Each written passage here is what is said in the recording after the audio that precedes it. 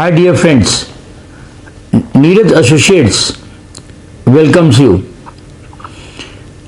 जो अभी तक हमने वीडियोस में आपको एसिड अटैक वाले केस में बताया, जिसमें कि 326B आईपीसी के तहत उसमें जो पीड़िता ने अपनी तहरीर दी महानगर थाने पे, वहाँ पर उसमें एफआईआर दर्ज की गई, वो 326A आईपीसी में, और साथ ही साथ उसमें जो था आपका 506 आईपीसी भी लगा हुआ है।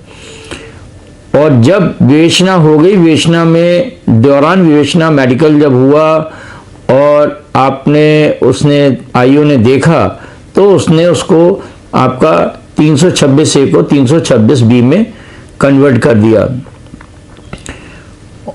तो ऑनरेबल ट्रायल कोर्ट ने भी जो थे चार्जेस बनाए वो 326B आईपीसी में बनाए, और उसने प्रोसिक्यूशन विटनेस P1 और prosecution witness P2, P3, P4, P5 इनके स्टेटमेंट्स रिकॉर्ड किए गए तथा क्रॉस एग्जामिन भी किया गया। और उसमें सबने जो अपने अपने घटनाएं घटित हुई थी उनके समक्ष उनका उल्लेख किया। जब ये आपके बयान सारे हो गए, उसके बाद इसमें आपके अभियुक्त से जो था 313 के बयान सीआरपीसी के तहत दर्ज किए गए, जिसमें कि उससे जब पूछा गया तो माननीय न्यायालय ने उनसे जो पूछा वो ये है कि अभियोजन साक्षी संख्या 1 जो पीड़िता है ने अपनी अभिसाक्ष्य में अभिकथन किया है कि घटना दिनांक 6/8/2013 समय प्रातः 7:30 बजे के लगभग की है। वे अपने भाई एवं भाई के मित्र के साथ हनुमान सेतु मंदिर दर्शन करने गई थी। जब वे मंदिर से पीछे दर्शन करके लौट रही थी तो पीछे से आकर उसे रोका और दाहिने हाथ से उस पर तेजाब से हमला किया। वे अपने बचाव में पीछे हटी और गिर गई। उसके चिल्लाने पर उसके भाई व अन्य व्यक्तियों ने उसके पास आकर उसकी जली हुई टी शर्ट जिस पर तेजाब पड़ा था देखकर घबरा गए। सोच विचार करने के बाद वे थाना महानगर में 12 बजे एफआईआर दिखाने गई और उसने अपनी जली हुई टी शर्ट थाने को दी। इस विषय में आपको क्या कहना है? तो इस विषय में अभियुक्त ने जो दिया स्टेटमेंट, वो उसने कहा कि झूठा आरोप है और साजिशन लगाया गया है। फिर प्रश्न 2 जो था उसमें माननीय न्यायालय ने जो 313 में पूछा कि अभियोजन साक्षी संख्या 1 पीड़िता ने अपनी अभिसाक्ष्य में अभिकथन किया कि उसने एफआईआर के माध्यम से बताया कि मुझे, अभियुक्त का नाम है, लगभग 5 वर्षों से ब्लैकमेल कर रहा है तथा अपनी पत्नी होने का झूठा दावा कर रहा है तथा मुझे मानसिक रूप से प्रताड़ित करता है। घटना की प्राथमिकता उसने स्वयं लिखकर थाने में दी थी। आपको इस विषय में क्या कहना है? अभियुक्त ने कहा कि यह कथन गलत है। फिर प्रश्न संख्या 3 जो पूछा गया उसमें अभियोजन साक्षी संख्या 2 जो पीड़िता का भाई है ने अपनी अभिसाक्ष्य में अभिकथन किया है कि वह घटना दिनांक 6/8/2013 को प्रातः 7:30 बजे की है।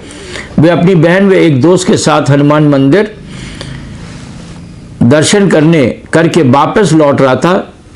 जब वे पीछे वाली सड़क की तरफ खड़ी गाड़ी की तरफ जा रहे थे, कुछ दूरी पर आप उसकी बहन जो उससे आगे चल रही थी पर तेजाब फेंककर भाग गए। आपका उसके दोस्त ने पीछा किया। उसने तुरंत गिरी हुई अपनी बहन को उठाया। उसकी बहन की टी शर्ट बुरी तरीके से जल गई थी। उसकी बहन को गिरने से कमर में चोट आई थी। विचार विमर्श करने के बाद थाना पहुंचकर घटना की रिपोर्ट लिखाई। आपको इस विषय में क्या कहना है? अभियुक्त ने कहा कि ये झूठ है। प्रश्न संख्या 4 में माननीय न्यायालय ने पूछा कि अभियोजन साक्षी संख्या 2 जो पीड़िता का भाई है ने अपने अभिसाक्ष्य में अभिकथन किया है कि आप उसके पिता से परिचित एवं उसके पिता के दोस्त थे, इसलिए वह भी परिचित था तथा आप विगत 5 वर्षों से उसकी बहन को ब्लैकमेल कर मानसिक उत्पीड़न कर रहे थे। आपको इस विषय में क्या कहना है? तो अभियुक्त ने कहा कि यह कथन गलत है। प्रश्न संख्या 5 में अभियोजन साक्षी संख्या 3 डॉक्टर विनोद कुमार ने अपनी अभिसाक्ष्य में कथन किया है कि दिनांक 6/8/2013 को पीड़िता जो थी वो उसका मुआयना उसके द्वारा किया गया था। पीड़िता के शरीर पर बाहरी चोट का कोई निशान नहीं था। इस विषय में आपको क्या कहना है? अभियुक्त ने कहा कि कुछ नहीं कहना। प्रश्न संख्या 4 के बाद ये 5 का 6 पे जो था, अभियोजन साक्षी संख्या 4 उप निरीक्षक श्री संतोष कुमार तिवारी ने अपने अभिसाक्ष्य में अभिकथन किया है कि दिनांक 6/8/2013 को थाना महानगर में उप निरीक्षक के पद पर तैनात रहते हुए उसने उपरोक्त मुकदमे की विवेचना ग्रहण की तथा दौरान विवेचना नकल चेक, नकल रपट, बयान वादनी, बयान गवाहन व अभियुक्त की गिरफ्तारी की। पीड़िता की निशानदेही पर घटना स्थल का निरीक्षण कर रेखीय मानचित्र तैयार किया गया तथा पीड़िता का बयान अंतर्गत धारा 164 सीआरपीसी कराया। पीड़िता के डॉक्टरी परीक्षण एवं बयान अंतर्गत धारा 164 सीआरपीसी के अवलोकन के उपरांत धारा 326(a) भारतीय दंड संहिता के स्थान पर धारा 326(b) भारतीय दंड संहिता में तरमीम किया गया तथा पीड़िता के कपड़ों की विधि विज्ञान प्रयोगशाला से परीक्षण रिपोर्ट आने पर पर्याप्त साक्ष्य के आधार पर अभियुक्त को विरुद्ध अपराध संख्या में आरोप पत्र अंतर्गत धारा 342, 326(b), 506 आईपीसी न्यायालय प्रेषित किया। इस विषय में आपको क्या कहना है? इस विषय पर अभियुक्त ने कहा कि कोई विवेचना नहीं की, थाने में बैठकर झूठी रिपोर्ट वादनी से साजिश कर तैयार की गई है।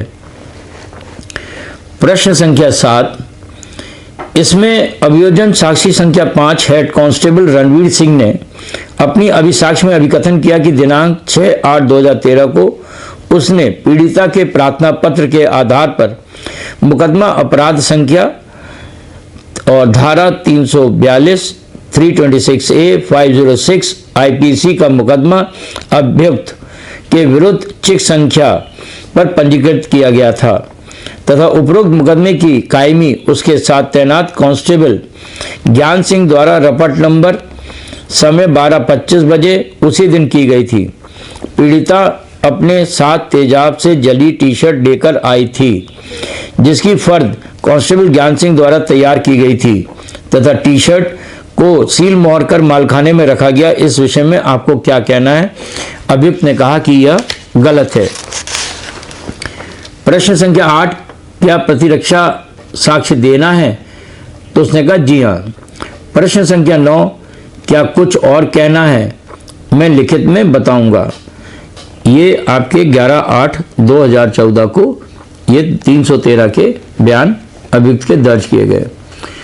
मेरा आप सभी स्टूडेंट से पुनः निवेदन है कि जो भी ये ट्रायल की पूरी वीडियो सीरीज जो हम बना रहे हैं इसको ध्यान से देखिएगा, सुनिएगा, इसके अपने पॉइंट्स बनाइए और जो भी आपके दिमाग में विचार, जो भी आपके दिमाग में इसमें कॉन्ट्रडिक्शंस आते हैं उनको लिखकर हमको कमेंट्स में ज़रूर भेजिए और मैक्सिमम आप इसको लाइक करें तथा ज़्यादा से ज़्यादा शेयर करें।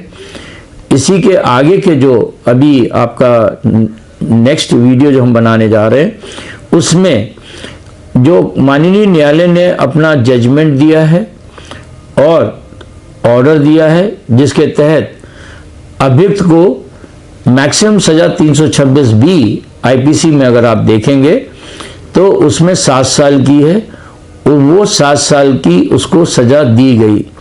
साथ ही साथ उस पर 1 लाख रुपए का जुर्माना भी लगाया गया।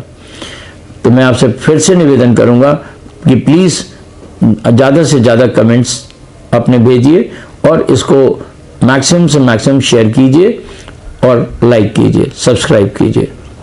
Thank you very much.